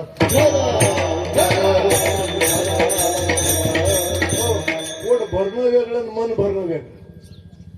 हे मन भरून पोट भर ज्याला म्हणतात, कारण व्यवहारात बघितलं तर हे पोट भरतच नाही. कसं भरत नाही, शास्त्रकाराने काही गोष्टी सांगितलेल्या, यांची तृप्तता होत नाही. कोणतं, त्याला एक यादीच दिली, जामा तो जे जाया जलाशय. अंबाज महाराजांनी सांगितलं. त्या सगळ्याचा आता मला वेळ नाही, आपली फार वेळ पुढे चालली आहे. तिथं फक्त जठर शब्द आहे, सगळ्याचं वर्णन न करता. जठर म्हणजे पोट, हे कधीच भरत नाही. आता आपल्याला वय 60 वर्ष झालं, रोज चिपट जरी अन्न आपण खाल्लेलं असलं तरी त्यानं गुणले महिना गुणले वर्ष केलं तर किती पोते फस्त केलेले असतील त्याचं गणित लागणार नाही. पण दुसऱ्या दिवशी परत लवकरच म्हणणार हा ना जरा भूक लागली बरं का बरं. हे कधी तृप्त होत नाही. भरपूर जरी जेवला आणि संध्याकाळी पत्नीला विचारलं काय तुमचं, ते म्हणजे खाऊ ना थोडासा भात वगैरे काहीतरी चालेल का बरं. त्याचं कारण ह्याचं तृप्तता होत नाही. पण इथे भगवान म्हणतात ऐका, संसारातल्या प्रपंचातल्या अन्नानं जठराची तृप्ती होत नसेल पण मी आज तुम्हाला वेगळा प्रसाद देणार आहे. आज दे तू पोट भरी. देवाच्या हातून मिळालेला प्रसाद असल्यामुळे ते पोट भरतं, मन भरतं. महाभारतामध्ये एक कथा आली, रुक्मिणी आईसाहेबांनी कृष्णाला विनंती आणि सांगितलं माझी एक इच्छा आहे. म्हणजे आपण कोणा पांडवासाठी काहीच केलं नाही, भीमाला जेवायला बोलवा माझी इच्छा. कृष्णाने सांगितलं सगळं कर पण त्याला बोलू नको. नाही म्हणजे बोलत, अरे म्हणजे नको बोलू फजित होईल. नाही म्हणजे बोलवणार, म्हणजे बोलवायचं असलं तर तुझ्या जबाबदार बोलून मी काही मध्ये पडणार नाही बरं. मी आपला झोपून राहील भीम जाऊस तर. त्या खोलीत मी बसतो, झोपतो तिथे. आणि ज्या वेळेला भीम पूर्ण समाधान होऊन निघून जाईल ना त्यावेळेला मला हाकावर आली, मग मी उठतो. म्हणले नका तुम्ही मदत करू, चालेल मी बोलवतो. मी मला आमंत्रण नाही. दादा जेवायला बसले. घरातलं सगळं होतं ते चाटून पुसून जरी गेलं तरी ते म्हणायचं आणा. संपलं घरातलं सगळं तरी अजून काही तृप्त नाही. काय करावं म्हणून 16,108 पैकी एक समजा घर झालं होतं. 16,107 मग घरात सगळ्यांना निरोप दिला, तुमच्या घरातलं सगळं आलं. सगळ्या घरातलं सगळं संपलं. लाडू भरपूर केले होते, त्यातला एक पण शिल्लक राहिला नाही. पारचुरा भोगा सगळा गेला. आता काहीच शिल्लक राहिलं नाही, याचं पोटच भरत नाही. आणा म्हणायला. आता मात्र घाबरली. आणि आपण जर समजा म्हणजे भगवंताचं ऐकलं असतं तर बरं झालं असतं नाही का. खोलीत गेल्याबरोबर ह्यांना माहितच होतं काय झालं. तोंडावर पांघरून नव्हतं पण आल्याची चाहूल झाल्याबरोबर त्यानं तोंडावर पांघरून घेतलं. ते काही उठणच हालून. ते देवा उठा ना, मी तुम्हाला शरण आले, माझं चुकलं बरं का. म्हणजे काय झालं, काय नाही म्हणले सगळं संपलं. म्हणले लाडू वगैरे, म्हणले लाडूचा तपास नाही, घरात काहीच राहिलं नाही. दुसऱ्या सगळ्या घरात म्हणजे दुसऱ्यातलं चाटून पुसून सगळं झालं तरी तो म्हणतो आणाच ना. म्हणजे आता बघ एखाद्या डब्यात थोडासा घास शिल्लक राहिला असेल तो गोळा कर. आणि वाढताना असं म्हण की हा कुंतीचा घास आहे, तो वाढून टाक. उपाय सांगितला, तो बरोबर वाढला आणि वाढताना म्हणल्याबरोबर तो खाल्ला की त्यानं ढेकर दिला. ही जी तृप्ती आहे ती जशी आहे तशी देवाच्या हातातनं ज्या वेळेला तुम्हाला आम्हाला घास मिळतो त्यावेळेला ती तृप्ती होऊन ढेकर होतो. म्हणून महाराज या अभंगात म्हणतात, देव म्हणतो आज येतो पोटभरी. कुठपर्यंत देतो? पुरे म्हणाल तो वरे. सगळ्यांना आनंद झाला. चला देवाच्या पाठीमागं काही अधिकार नसताना आलेलो आहे. आज देणार, पोटभर देणार, पुरे म्हणाल तोपर्यंत देणार. म्हणून सगळा समाज गोळा झाला. भरपूर लोक आले आणि चालायला लागले देवाच्या पाठीमागे. देवानं पाठीमागे वळून बघितलं तर भरपूर लोक गल्लीच्या गल्ली जमा आले. पहिले 4-5च वाद करायला विद्वान होते गोपाळ, पण सगळं मिळणार आहे म्हणल्यावर लोकांची गर्दी झाली. देवानं सगळ्या लोकांकडे बघून सांगितलं, ऐका मी देणार आहे पण तुम्हाला नुसतं देणार नाही, तुम्हाला नियम पाळावे लागतील. आणि ते नियम 2 आहेत आणि ते 2 नियम ऐका. अभंगाच्या 3ऱ्या चरणात त्या 2 नियमाच्या आपल्याला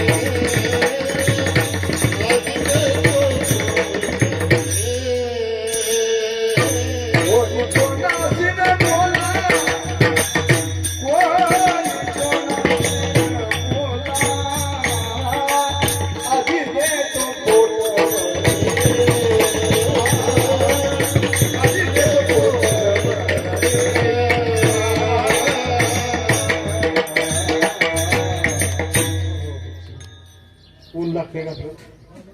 पुढे घ्यायचं या थोडं संपवायच्याच मार्गात आहे. काय काल्याचं कीर्तन असं आहे, तिकडून सांगावं लागतं झाला स्वयंपाक आवरा नाही का? विठाला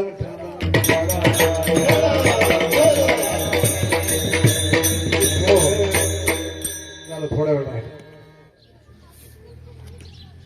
महाराजांच्या अभंगाच्या 3ऱ्या चरणामध्ये भगवान ज्या वेळेला गोपाळ सगळे गोळा झालेले त्यांना एक नियम सांगितला. ऐका, नियम असा आहे, नका पळू सगळे. तुम्हाला मी पोटभर देणार आहे, आजच देणार आहे, पुरे म्हणाल तोपर्यंत देणार आहे.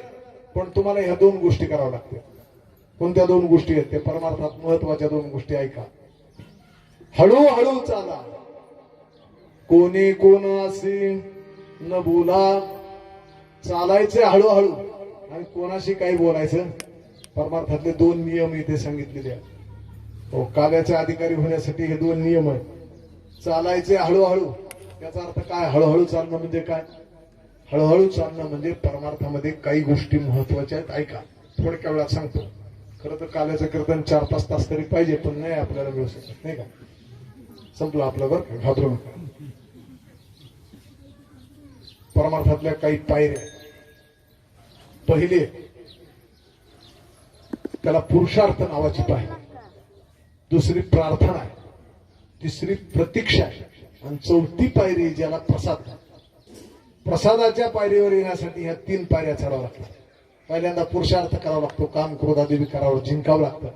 आणि परमार्थ पुरुषार्थी मनुष्य परमार्थ करतो, वीर तो झुंजय आणि झुंजतो आणि परमार्थ करतो तो पुरुषार्थी मनुष्य, त्याला पुरुषार्थ करावा लागतो. पुरुषार्थानंतर प्रार्थना आहे आणि प्रार्थनेनंतर एक टप्पा आहे, त्याला म्हणतात प्रतीक्षा. आणि ती प्रतीक्षा या अभंगात सांगितली, हळूहळू चाल. प्रतीक्षा म्हणजे वाट बघावं लागते, थांबावं लागतं. परमार्थामध्ये घाई चालत नाही. हो, परमार्थामध्ये म्हणून तुकाराम महाराजांचे अनेक प्रमाण आपल्याला माहिती आहेत. त्यातलं एक प्रमाण आपल्याला सांगतो. तुका म्हणे येथे न चले तातडी, प्राप्त काळ घडी आवे आवे.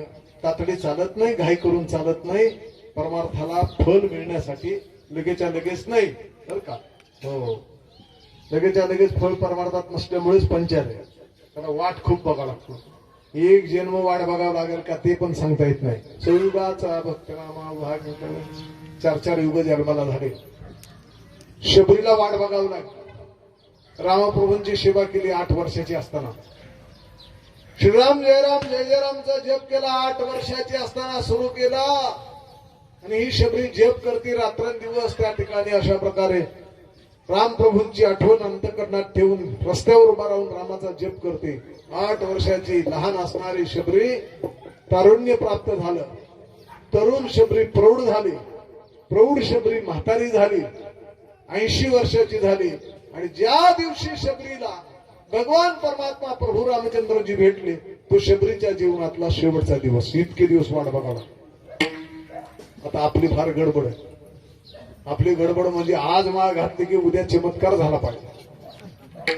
बऱ्याच वेळेला बरीच माणसं मला म्हणतात, महाराज तुमचं ऐकून माळ घातली बरं का. म्हणलं काही वेड वाकडं तर नाही ना काय. म्हणजे नाही ना तसं नाही. म्हणलं मग तुमचं ऐकून माळ घातली पण त्याच्यात एवढा इंटरेस्ट नाही. इंटरेस्ट म्हणजे काय असतं, काय काय त्याला उगाच वाटतं की बा आपण जिथं बोर धरेल ना तिथं लगेच पाणी, कारण माळ नाही घातली. ज्ञानेश्वरीच्या आमच्या वाचनाच्या ज्ञानेश्वरीच्या ग्रंथात आमचं कर्ज आपोआप भरलेल्या पावत्या निघाला. आता लगेच असतं का 4-8 दिवसात हे कसं होईल. मग सांग, एक गोष्ट सांगतो पुढे जातो बरं. पंचतंत्रामध्ये एक गोष्ट आहे. ती गोष्ट अशी आहे, काही वानर जी होते ते एका आंब्याच्या झाडावर चढली आणि कैऱ्या खायला लागले. झाडाचा मालक आला. सगळे बघितलं आणि एकाने फक्त त्या मालकाला न बघितल्यामुळे ते एक वानर जे होतं ते त्या मालकाच्या तडाख्यात सापडलं. बाकीचे सगळे जे होते ते लांब वड्याच्या कडेला जाऊन बसले त्याची वाट पाहत. पण जे तडाख्यात सापडलं होतं ते रक्तबंबाळ झालं. त्याने काठीचा मार खाल्ला आणि विवळत विवळत ते आपल्या सवंगडाच्या कडे आणि सवंगड्यामध्ये त्या वड्याच्या पलीकडे जे बसले होते तिथे गेलं, रडायला लागलं. म्हणजे तुम्ही सगळे निष्ठून आलात, मी अडकलो. त्यातलं एक शहाणं वानर होतं. त्याला सांगितलं मारलं म्हणजे त्या मार्गाने काही चूक केली नाही. म्हणले का, म्हणजे झाड कोणाचं आहे त्याचं, पाणी कोणी घातलं त्याने, वाढवलं कोणी त्याने, कैऱ्या कोणाला घेण्याचा अधिकार आहे त्याला. आपण तोडायला गेलो ते मारणार नाही तर काय करीत नाही. शहाणपणानं त्यांनी सांगितलं. म्हणजे तुम्हाला मार बसला नाही मला बसला म्हणून असं बोलतात नाही. म्हणले त्याच्यात मी तुम्हाला दुसरं सुचवणार आहे की आपलं झाड करा एक, म्हणजे आपण मनसोक्त मनाने आपल्याला कैऱ्या खाता येते. ही सरकारी जागा आहे वड्याची, त्याच्यात खड्डा घ्या, एक कोय आणा आणि सगळे झाड उगून आल्या मग कोण आपल्याला अडवतंय. ते झाड आपल्याला राहायला जागा. हा जो प्रस्ताव आहे तो सगळ्यांना पटला. म्हणजे काय करावं लागेल, काय नाही म्हणजे कोणीतरी जा पळत आंब्याच्या झाडाखालची कोय घेऊन या. 2-4 वानरांनी ती खड्डा खंडायला सुरुवात केली. 2-3 पाणी आणायला गेली वंजळीने शेजारच्या थोड्यातलं. खड्डा खणला, कोय आणली, त्या खड्ड्यात टाकली, माती सरकून दिली. पाणीवाल्याने पाणी टाकलं आणि सगळे वानर त्या खड्ड्याच्या भोवती आणि एकटक बघत बसले कधी झाड उगवते. ते सारखं टक लावून बघायला लागले त्या खड्ड्याकडे कधी झाड उगवते. एक क्षण झाला होता, 1 मिनिट झाला होता. दम काही नगना. त्यातला एक जण म्हणला थोडी माती काढून पाहायचं का, म्हणला किती उगवून आले बघू का नाही. त्याने काढली ना माती बाबा बाजूला असे. एका क्षणात कुठं झाड उगवतं का. दुसऱ्याला काही दम निघाला, म्हणला काहीच दिसत नाही. असं करायचं का, कोय काढून बघायचे का किती कोंब फुटलाय किंवा उगून आले. त्याने खूप काढली वरण बघायला लागले. तिसरा मला तसं दिसायचं नाही, जरा फोडून बघायचं का आतून किती कोंब आलाय म्हणत आहे. हे पंचतंत्रामध्ये शेवटी त्यांनी सार सांगताना म्हणतात त्या वानराची जशी गोष्ट आहे ना ती दुसरी तिसरी कोणाची नसून तुमची माझीच आहे. आपल्याला पण तेवढीच घाई आहे बाबा. विठाला विठाला पहिल्यांदा आज सांगितली बाबा चालायचं ते हळू चाल, हळूहळू चाला, परमार्थामध्ये शांत, हळूहळू चाला, प्रतीक्षा करा, देवावर विश्वास ठेवा, प्रतीक्षा करून चला. आणि कोणी कोणाशी न बोला, कोणी कोणाशी बोलू नका. याचा अर्थ काय? याचा अर्थ असा बोलायचंच नाही असं नाही, पण आपण नेहमी हरिपाठ म्हणणारे एवढंच प्रमाण देऊन पुढे चालतो. हरिपाठामध्ये नाम पाठ मौन प्रपंचाचे आपण नेहमी म्हणतो ना, नाम पाठ मौन प्रपंचाचे. याचा अर्थ कधी आपण आपल्या मनाला लावून घेतला का? अर्थ असा आहे, तिथंच अर्थ आहे. नामाचा पाठ करा आणि प्रपंचाचं मौन करा. याचाच अर्थ त्या ठिकाणी कोणी कोणाशी न बोला. विठाला प्रपंचाच्या गप्पा मारण्यापेक्षा नामस्मरण सारखं घरी जावं, आणि ते म्हणजे कोणाशी बोलू नये, नामस्मरण करावं. आणि महाराजांनी सगळ्या आणि त्यावेळेला या अभंगातले त्याला देवानं सांगितलं, पण ह्या अटी ऐकल्यावर माणसं म्हणजे हे नेमकं जमणार नाही. चला म्हणजे जे निष्ठान होते 5-10 ते शिल्लक राहिले, बाकीच्यांनी घर गाठायला सुरुवात केली, पळायला लागले. परत निघालेल्या लोकाला भगवान म्हणतो, अरे थांबा थांबा, कुठे चालला? म्हणजे प्रपंचात परत. तिकडचं काय खरं नाही, हे सगळं जमणार नाही. प्रपंचात जाणाऱ्या माणसाला शेवटी उपदेश करताना सांगितलं, म्हणजे एक काम करा, आता काहीच करू नका. तुका म्हणे सांडा घाटे तेने नका भरू पोटी. प्रपंचात चाललेल्या ना, प्रपंचातल्या घाट्या ज्या वस्तू आहेत, घाट्या म्हणजे काय? त्याला घटिया असं म्हणतात बरं का. घटिया म्हणजे बाद झालेली निरर्थक वस्तू ज्या आहेत त्यानं तुमचं पोट कधी भरणार नाही. प्रपंचातल्या सगळ्या वस्तू त्या घटिया स्वरूपाच्या आहेत, त्यानं तुमचं पोट भरणार नाही. तुम्ही फक्त प्रपंचात राहा आणि नामस्मरण करीत राहा, आणि त्यानं तुमचं पोट भरेल. आणि जरी तुम्हाला परत वाटलं तरी या, तुम्हाला लाग निर्माण करून या, या आलं तरी या रे लागे अवघे माझ्या मागे मागे. आणि तुम्ही माझ्या पाठीमागे आला तर आज देतो पोट भरे पुरे म्हणाल तोरे. तुम्ही पुरे म्हणाल तोपर्यंत मी देईल. अशा प्रकारचा या अभंगाचा भावार्थ झाला. भावार्थ झाला असं समजून सगळ्यांनी एकदा प्रेमानं भजन करा. विठोबा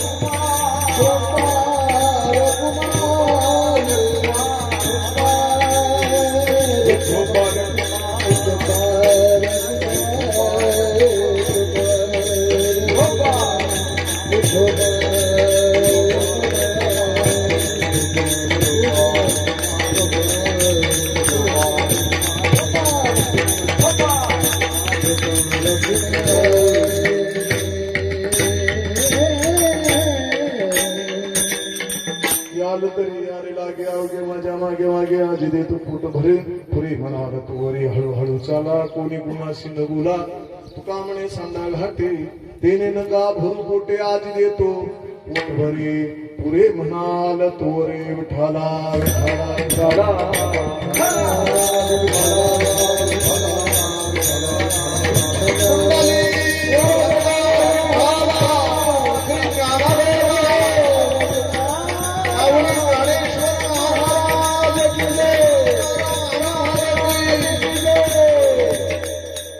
कीर्तनाला सुरुवात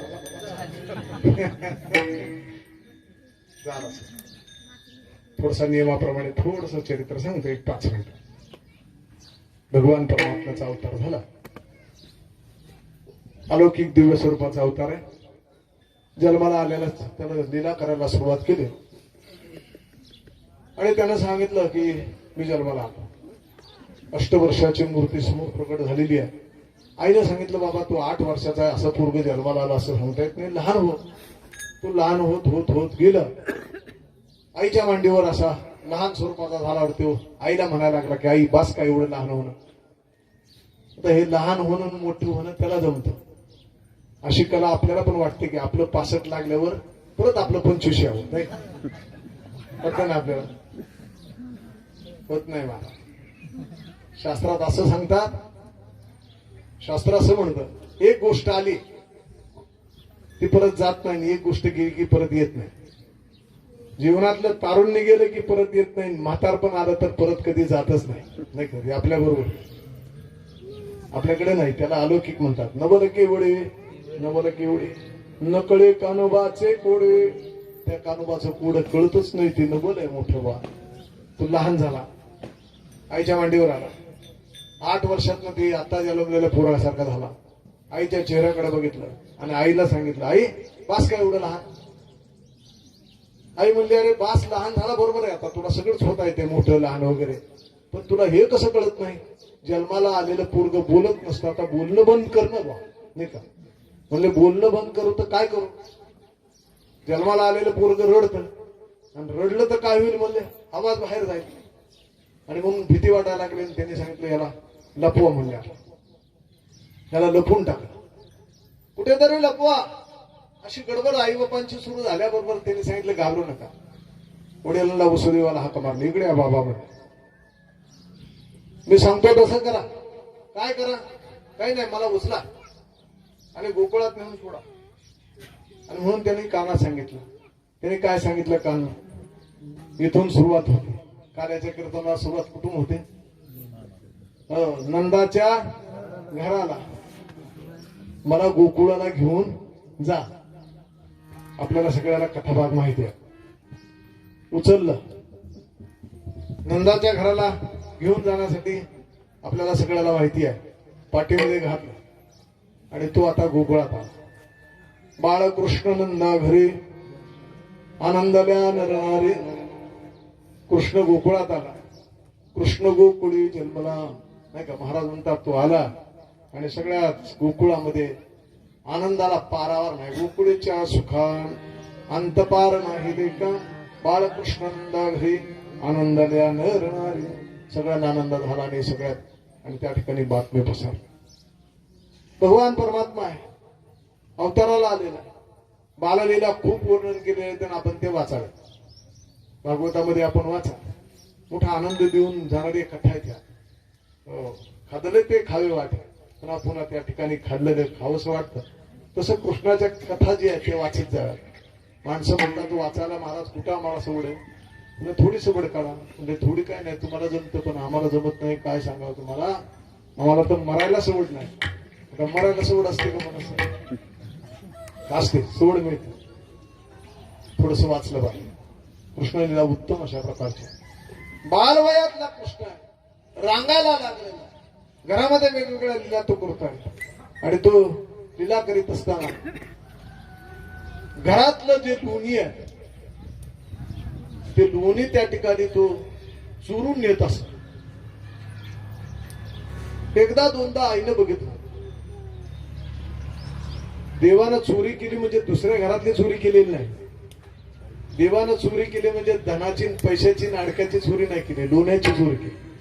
ते लोणी म्हणजे काय असतं की ते चित्त आहे. सज्जनाचं चित्त हे लोण्यासारखं आहे. आतून बाहेरून निर्मळ असणारं चित्त त्याला लोण्यासारखं चित्त म्हणतात. त्याची चोरी आमच्या भगवंताने केली. हे लोणी घरातलं चोरायला सुरुवात केली आणि आईने एक दिवस जागेवरच पकडलं. का रे, तुला खायला कोणी प्रतिबंध केला? खाजा भरपूर, असं चोरट्यासारखं चोरतो कशाला? तो मनातले मनात म्हणतो, आई मला भरपूर देईल, पण माझी सवंगडी आहेत, वानर आहेत, जे बाहेर आहेत, मला ह्या अवतारामध्ये माझ्या बरोबर अवतार जन्माला आलेली आहे, त्यांचं पोट भरणं सुद्धा माझं आहे, काम आहे. तू त्यांना देणार नाही म्हणून मला चोरावं लागतं. एकदा दोनदा तीनदा आईने सांगितलं हा चोर. तो घरातच चोरायला लागला. एक दिवस पकडल्याबरोबर त्या ठिकाणी त्याला बांधूनच ठेव म्हणून त्यानं उकळाला बांधायला आणि त्या ठिकाणी सुरुवात केली. आता ज्याला बंधनात ठेवताच येत नाही असा देव जो आहे त्याला 4 की 2 बोटे दोरी जी आहे ती कमी पडायला. कथाभाग आपल्याला सगळ्यांना माहिती आहे. आईचा घामाघूम झाल्यावर शेवटी देवानं स्वतःला बांधून घेतलं. उकळाला बांधल्यावर उकळ देवाशी बोलतो, म्हणले कृष्णा तू चोरी केली म्हणून तुला शिक्षा आहे, पण मी काहीच न करता मला कशी काय शिक्षा झाली म्हणली, मला पण बांधून टाकलं. कृष्ण म्हणला तू सुद्धा माझ्या चौर्य कर्मामध्ये सहभाग घेतलेला आहे. त्याचं कारण ज्या वेळेला मी चोरून नेत होतो ते खिडकीतनं उडी टाकताना तुझ्यावर पाय ठेवून मी बाहेर उडी टाकायचं, मला सहकार्य केलं. चोरी करणारा जेवढा जबाबदार आहे तेवढा मदत करणारा सुद्धा तुला पण भोगा. खूप मोठा कथाभाग आहे. भगवान थोडा थोडा मोठा झाला, बाहेर जाऊ लागला, बाहेर त्या ठिकाणी चोऱ्या करू लागला. जेवढं कर्म मंडळ स्थापन करून सगळी पोरं जमवली. पेंद्या, सुदाम्या, वाकड्या ही अशी सगळी मंडळी एकत्र आणली आणि त्यांची शरीरं बघितल्यावर सांगितलं, अरे तुमची शरीर अशी कशी? माझ्या संगतीत आला ना तुम्हाला, आधी देतो पोटभरी, तुम्हाला पोटभर देतो, चला. काही ना मध्ये जे मिळत नाही ते चोरून घ्यायचं.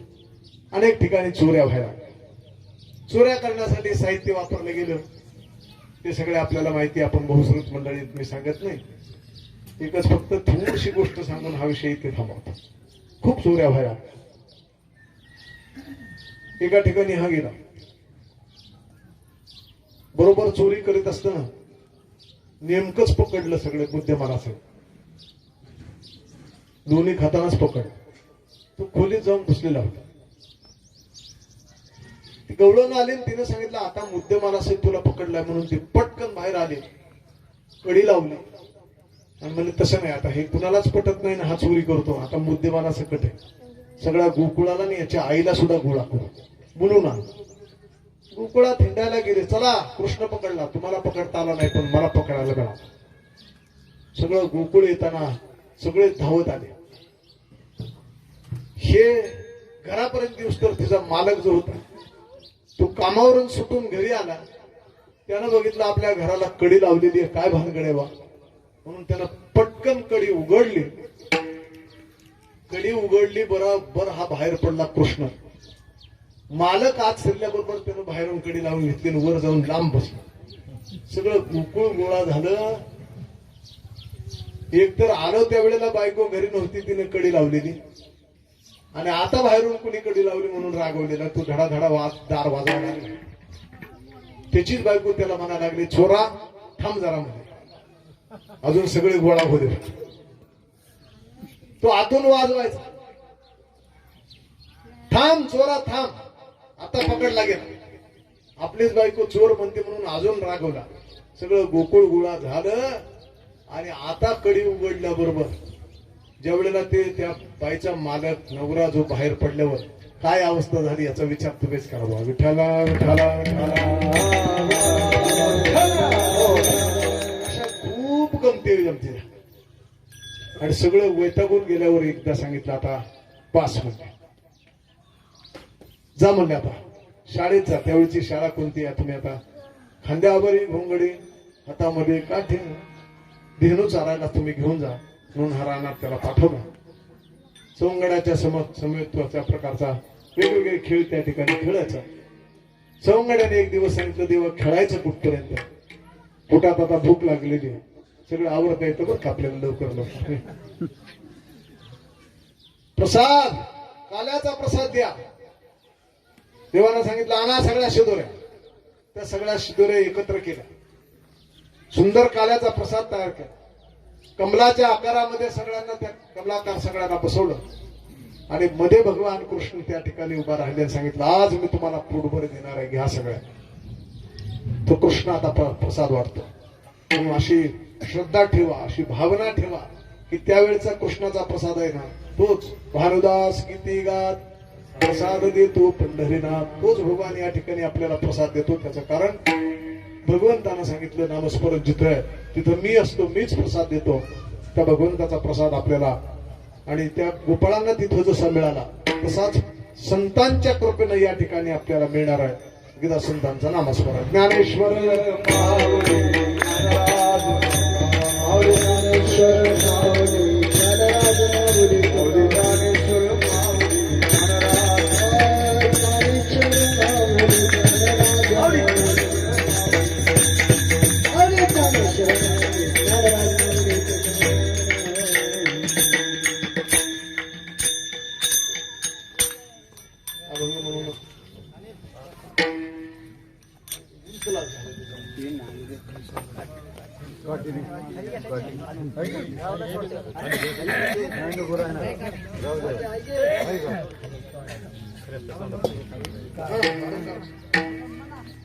गेला वेले तुरी होतो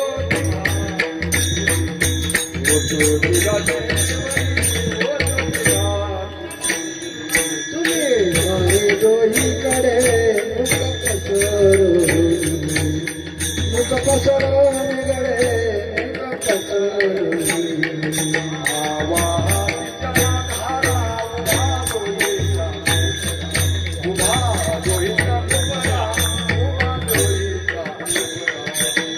वारे डोहीकडे मुख पसरून पसरून गडे मुख पसरून